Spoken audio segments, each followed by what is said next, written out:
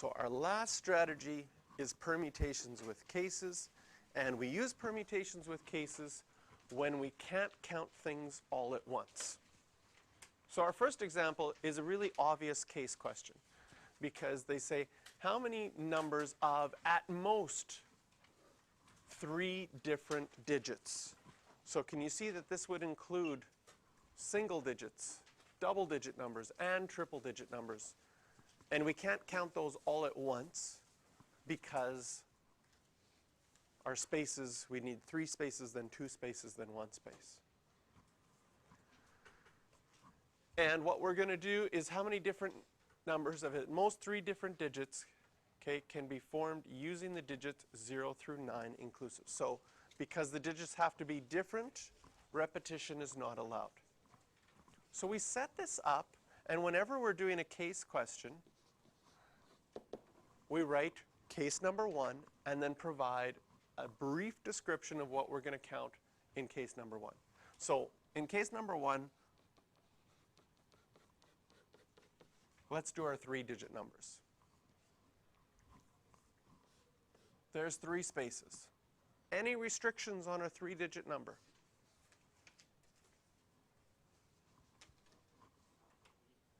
Can't repeat, but any specific ones that can have a 0 to start with, right?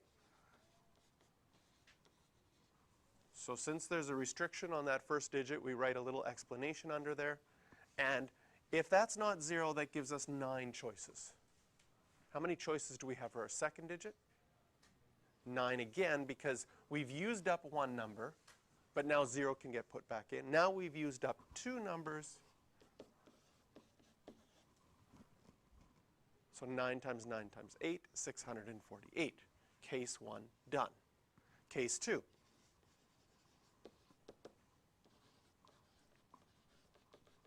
We'll do our 2-digit numbers. Any restrictions? Not 0 again. Wow. Close this bracket, then write the 9. There we go. And then 0 can get put back in.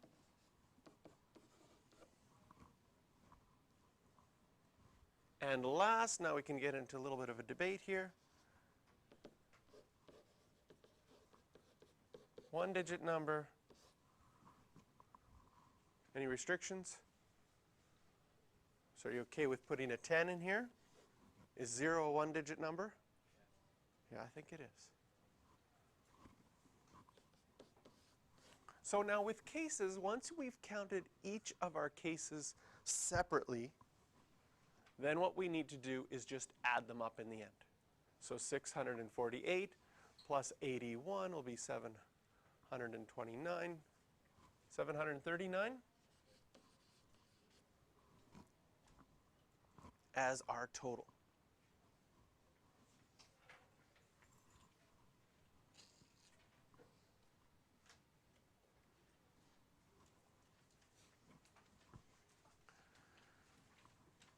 Now, what I mentioned before in that question that we did before we realized that repetition was allowed, that cases often comes up when you're given more than 1 restriction.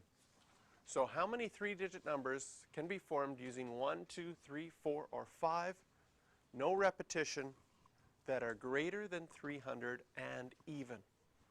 So if we try to do this just directly, this is what would happen. We would draw 3 spaces. We'd say, I have restrictions. The first digit has to be a 3, a 4, or a 5, and my last digit has to be a 2 or a 4. And so we know that we have to deal with our restrictions first. So we start by saying, well, there's 3 choices here, 2 choices here. I've used up 2 numbers, so there's 3 left, and this is what I think my answer is. What's the problem with this here? Well, yes. If I used 4 for the first one, because that's one of my 3 choices, I no longer have 2 choices left. So then I say, well, maybe this should be a 1 instead. But then if I used a 3, then this could be a 2. Also, maybe this should be a 2. And we're stuck. We're stuck because we don't know what that last number should be, depending on what we chose as our first number. So in order to figure this out, what we do is we look at the problem.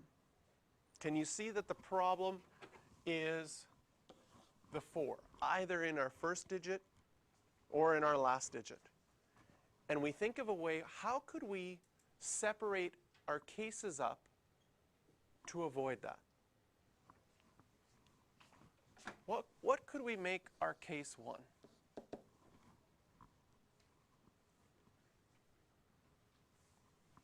Okay, we could look at our first digit. And if the problem is that the first digit is the 4, why don't we just consider the case where the first digit is a 3 or a 5?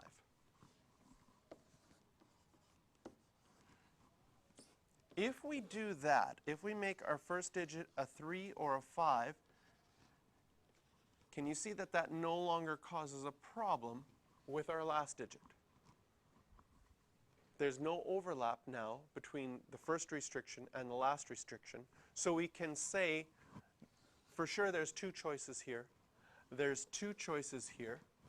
And how many choices would be left in the middle once I've used up 2 numbers? I had 5 to begin with, so now there's 3 choices left. And this case would give us 12 ways. Then if we decided to make our first digit a 3 or a 5, case 2 now is saying, well, what haven't we counted yet? Because making the first digit a 3 or 5, we have counted all the possible numbers in the 300s, and we have counted all the possible numbers in the 500s. What haven't we counted? The 400s. So case 2 says, now we have to make our first digit a 4. And if we make our first digit a 4, we'll only have 1 choice. How many choices then will I have for my last digit? Just 1, because it has to be the 2, because the 4 is already used up. Now we've used up those 2 numbers. Of the 5, there's 3 left in the middle.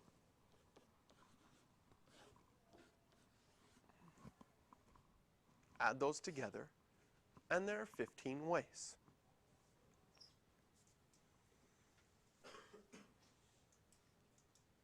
So we need to split this one up into cases because we have 2 restrictions, and those restrictions overlap.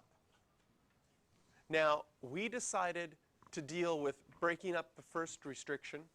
So we looked at our first digit and said 3 or 5 or a 4. Sometimes people say, I'm going to break it up into 3 cases. First digit of 3, count it out. First digit of 4, count it out. First digit of 5, count it out. You will get exactly the same thing. But I knew that it was just the 4 that was a problem, so I grouped starting with a 3 or a 5 together. Saved me a little bit of space. We could have also done this same question by dealing with the last restriction and said, case 1,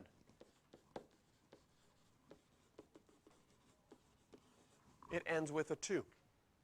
So now, instead of breaking up my first restriction, I'm saying,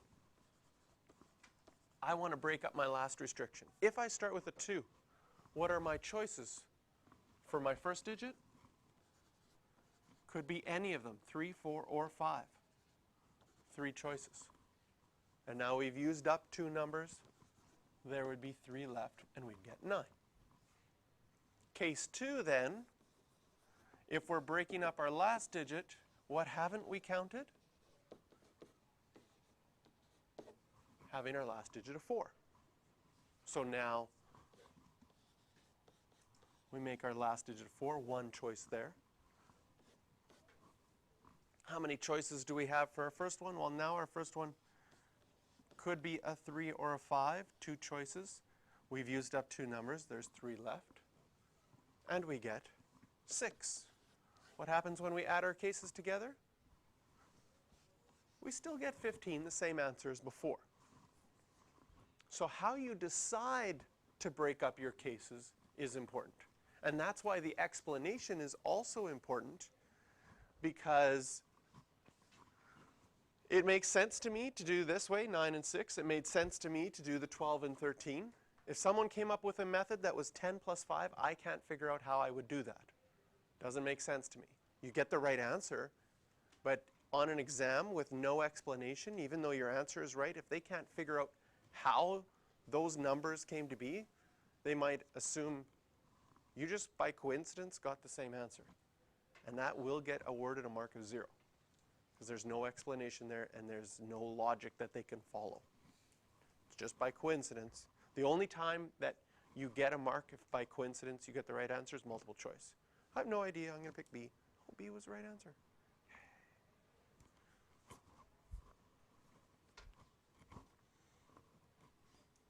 So now we're still using our numbers 1, 2, 3, 4, and 5. And we need it greater than 232. This is a very common kind of cases question. You have a certain group of numbers and you want it greater than something else. And for all of these greater than ones, what I find works the best is for case 1, and first of all, if we tried to do this in one step, and this is often how you find out that you need to use cases, if you tried to do it in one step, and you said it needs to be greater than 232, what are my choices for the first one? Can you see that it could be a 2, a 3, a 4, or a 5? So you'd have 4 choices. But this is where we run into a problem. How many choices do we have for a second one? Is it 2? Because if you picked a 4, then it could be 3, or it could be anything, because all the 400s are greater than 200. But if you pick the 2, then it can only be a 4 or 5, or maybe a 3, depending on what the last one is. So you run into problems with these greater than ones trying to do it all at once. What I like to do with the cases is think, what would guarantee that your number is bigger? Anything, if the first digit is bigger than a 3, it doesn't have any restrictions on the last ones. So I always start that off with my case 1. What would guarantee that I would get something bigger than 232? It would guarantee it if I started with a 3, a 4, or a 5. Because then I'd have numbers in the 300s, the 400s, and the 500s. So I go to my 3 numbers. I say, if I start with a 3, a 4, or a 5 here, that gives me 3 choices. Then it doesn't matter what happens after that. I'm going to be guaranteed to be bigger than 232. So I've used up one number. How many numbers are left? How many choices are left? 4 choices left. Then 3 choices for 36 in total. Now, what haven't I counted? I haven't counted starting with a 2. So case 2, now I'm going to start with a 2, only one choice. Then what would guarantee it to be larger? After the 2, if my next number was a 4 or a 5, it'd be guaranteed to be larger, right?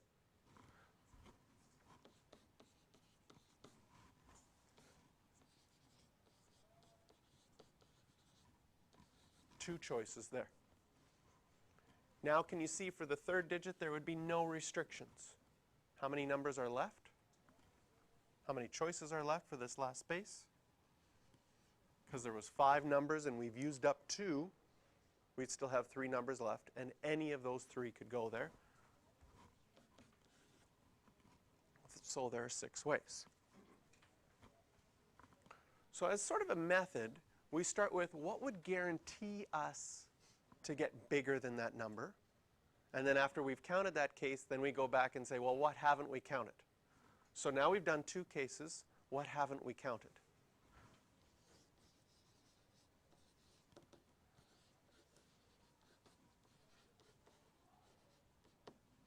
start with, or have we counted them all? We've counted all the 300, 400, and 500 numbers in case 1.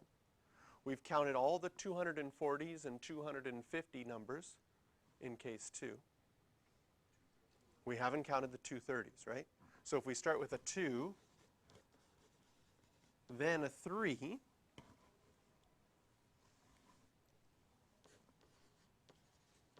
only one choice, only one choice. How many choices do we have for our last number? What are the numbers that could go there? 4 or 5. Why not 3? Because we used up 3. And this is another reason why it's really nice to write down exactly what numbers you're on restricted spaces, what numbers you're putting in. Because if you just do it in your head and you're thinking 232, what numbers are bigger than 2? You're going to say 3, 4, and 5. And you might forget you already used up 3. So by writing them out, we see, oh, we did use up 3. Only 2 choices in here. Add all of these up, 36 plus 8, 44 possibilities in total.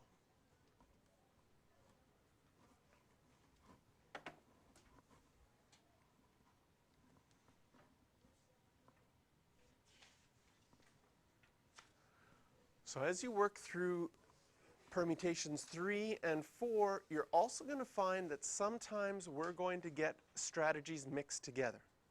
Like in the teeth question, it had a restriction because it had to start with H, and then it had identical objects. You're going to find out sometimes you're going to get cases, but you're going to have cases and identical objects, or cases and restrictions. So we've got all of these strategies, but each question you have to look at, think about what strategies are useful in this question, and then try to apply them. And like we've seen in some of these, sometimes there's more than one strategy that will work.